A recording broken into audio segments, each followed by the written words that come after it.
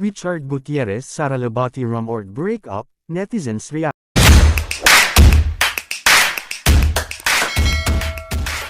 Ang celebrity couple na sina Richard Gutierrez at Sara Labati ay napabalitang hiwalay na at ito ang mga reaksyon ng online community.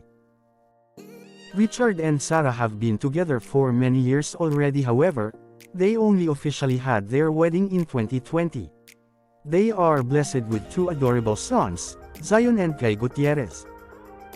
Gustong-gusto ng mag-asawa na ibahagi ang kanilang family bonding sa kanilang mga social media pages. Alam din ng marami na malapit si Sara sa mga magulang at kapatid ni Richard. Kamakailan lang, lumabas ang tsismis na maaaring break na sina Richard at Sara. Napansin kasi ng mga netizens na hindi nag-post ang dalawang celebrities ng larawan nilang magkasama.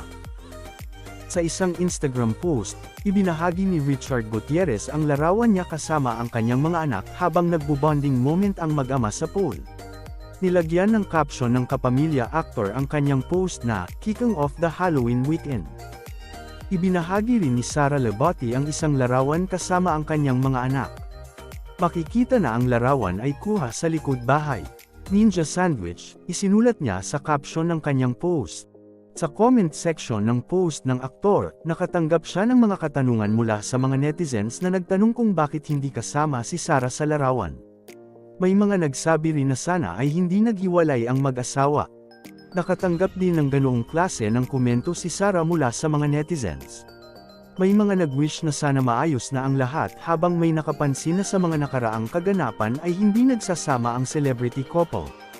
Sa kabilang banda, may mga netizens naman na nagdiin na sobra-sobra na ang breakup speculations at hindi dapat i-voice out. For some, people should not think negative yet regarding the status of Richard and Sara's relationship. At dyan na po nagtatapos guys, maraming salamat sa panunood.